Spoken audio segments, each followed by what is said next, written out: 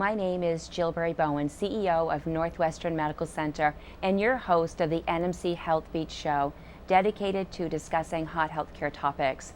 Today I'm talking to Joan Cavallo, the principal at St. Albans City School, about Rise Vermont and the school's achievement of gold level certification in the Rise Vermont scorecard program. Congratulations first, Joan, and thank you so much for being here today. Thank you, Jill. So let's start at the beginning, though. And how did you begin to work health into the school system?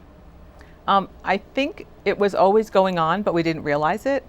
It was the summer of 2012 when the state was announcing that they were going to be offering National Green Ribbons for schools.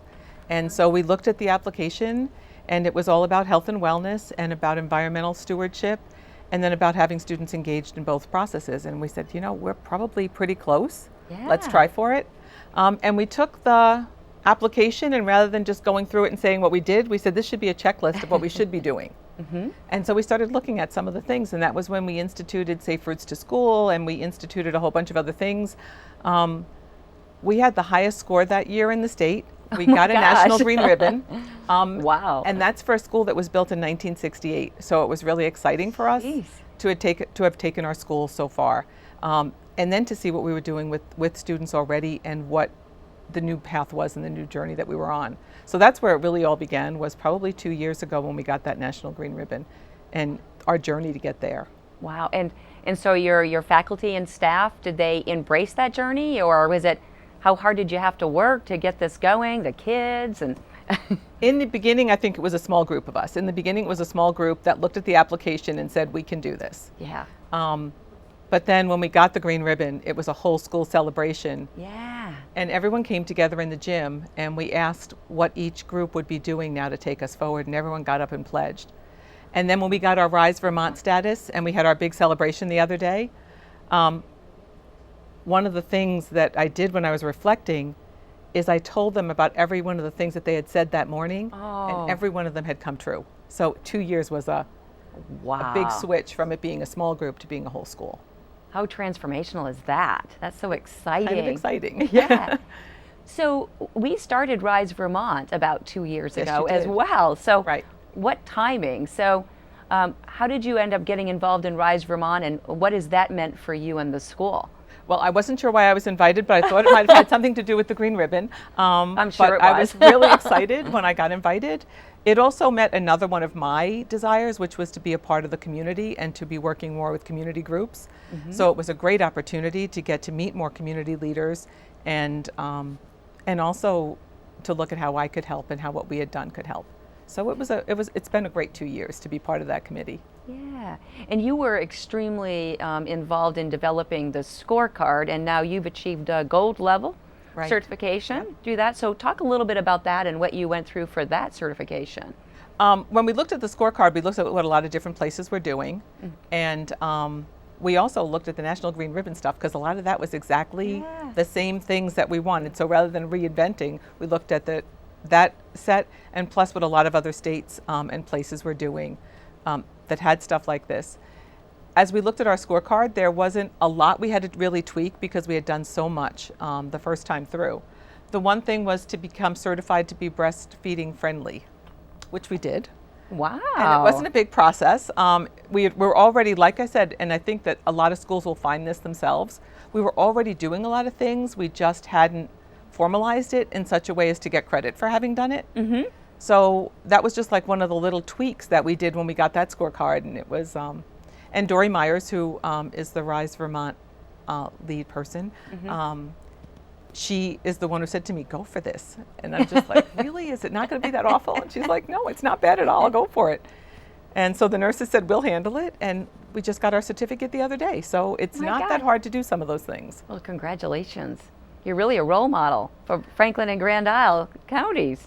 I think for us, it's been a really nice way of acknowledging all the wonderful things that happen at our school. Mm-hmm. And our students are healthier and happier because of it, but they're also very proud to be part of something. Yeah. So I think it's more of something that it just sort of worked for us. And I think that a lot of schools are doing a lot of the same things, but as I say, they just haven't formalized some of it yet. But the stuff we've done has been amazing in terms of how it's created a better sense of school community even. So can you give us some examples Yeah. of that? So how's this curriculum changed? So one of the things is the Safe Routes to School program, and that was one of our Rise Vermont critical indicators that we were going to be watching, was if we could get schools to be safe routes to schools. We just applied for ours when we went for our National Green Ribbon, because that was one of the things you had to do, was at least be going for a safe routes to school.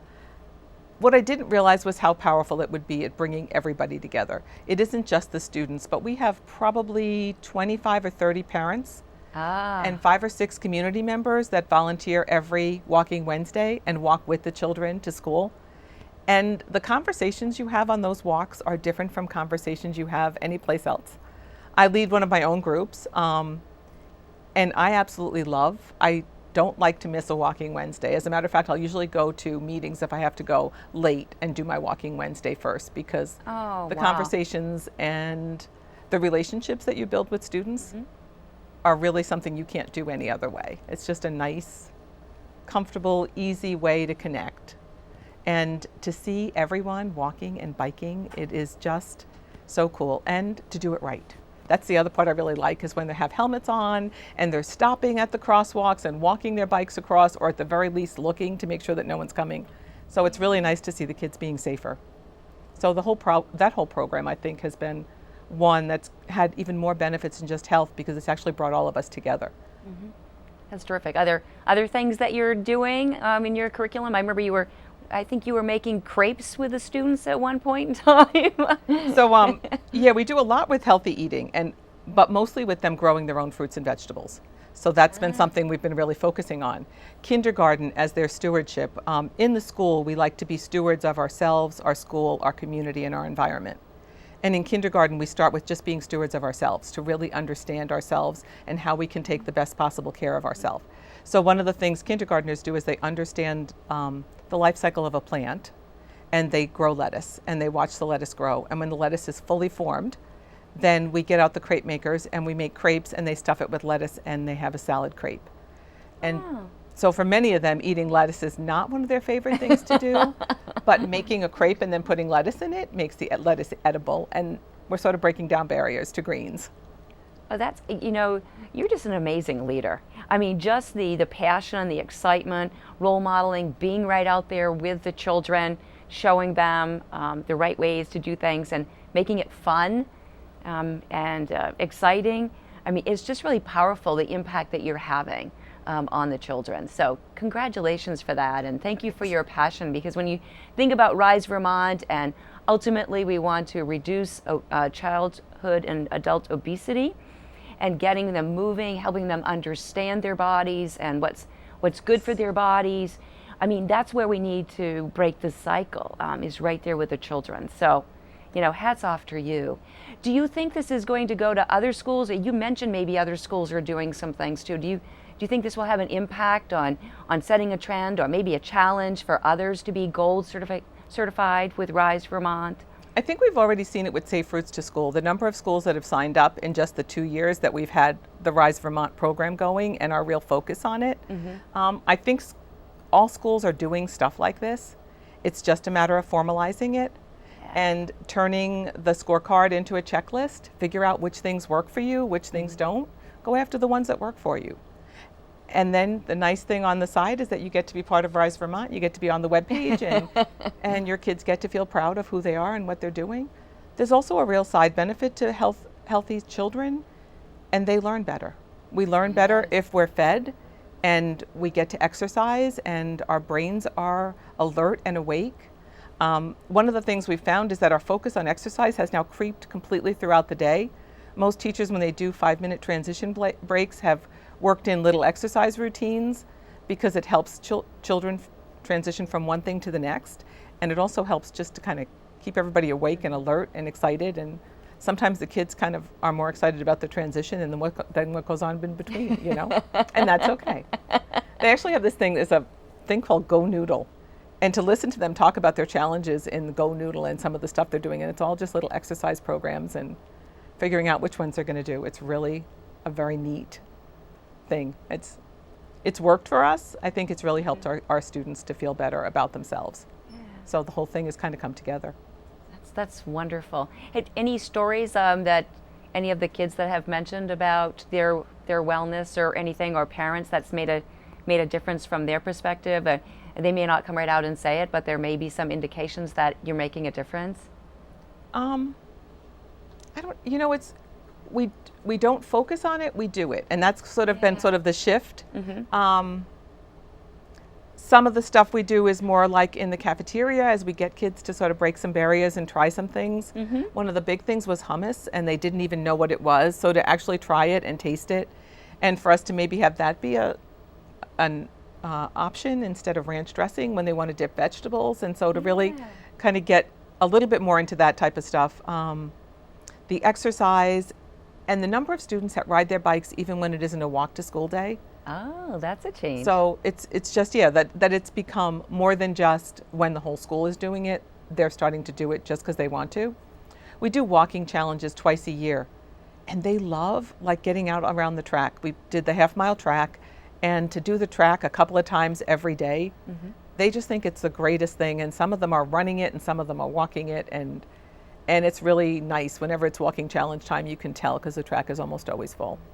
So I think those are the things. I don't think we've really, it isn't like we have major weight loss or anything like that, but that isn't our focus. No. The focus is really more around being healthy, feeling healthy, being active, mm-hmm. and being happy. Yeah. And I think that's what I think we have changed, change we have seen. It's really remarkable. So you just received a Governor's Award for Environmental Excellence. So what does that mean to your school? Well, that was, again, going along the National Green Ribbon thing. We became an Energy Star school this year with an Energy Star score of 91%. I mean, we're a 1968 school. So we had to do a lot around not only the improvements in our building, which our community has supported to get us all new air handling and electrical, but it was also our behaviors. And we installed thermal shades, and we're using them the right way. So just really acting and behaving as environmental stewards, and a whole school doing that. So that was sort of exciting for us. So getting our Energy Star rating was exciting. But then because we had an Energy Star rating, we were welcome to go for the Governor's Award. And we also combined that with some of the work we've done around water and water conservation. We used to have water-cooled refrigeration units that used over 1 million gallons of water a year, which is a lot of water and a lot of cost. So we got rid of those and put in air units, and they paid for themselves in 7 months. And it's just been a great thing. So those were the two pieces that we put together for the Governor's Award. And it hasn't been announced yet, but we told them we announced it when we had our Rise Vermont Day. It's just like, well, I don't know why it's not announced yet, but we're kind of announcing it. And here we are. I'm talking about it. So, oops. Oh, that's okay. I don't really think it matters. Okay, so what do you do for the summer? You still able to keep the children engaged, and what do you got for going on for next year? So in the summer, our building is never not active. We actually started this week. This is the first week without school, and it's the first week of summer feeding and open doors camps. The rec department is also running camps. There's all type of things for students to be doing. We serve breakfast and lunch every day at City School, and we will for the entire summer. Really? So breakfast goes from 8 o'clock to 8:30, and lunch is from, I think it's 11:30 to 12:30. So, yep, and people are, every child under the age of 18 and under is welcome to come for free breakfast and lunch. That is terrific. It's also going on at City Hall. I believe BFA has a section as well. So there's a whole bunch. You can look at those. They'll be posted on our website at all times. So yes, we feed all summer, and we have programs to go along with it. So you can come for breakfast, do a program, and stay for lunch. Oh my goodness. I had no idea that this was going on, and maybe a lot of the community as well. So I've really never heard of anything like this, and you are just stepping out there and making a difference in the lives of the children of this community. So I want to thank you for your leadership. I want to congratulate you on your awards. I want to congratulate you on being a leader with Rise Vermont, embracing healthy lifestyles. So You are a pace setter, so congratulations and thank you. Thanks, Jill. And thanks for being here. This time went really fast because it was so fun to talk with you. But thank you so much for being here. Thank you. This is Jill Bowen, your host of the NMC Health Beat Show. And let's get out and exercise and embrace healthy lifestyles because our children are now beating us to it. Thank you.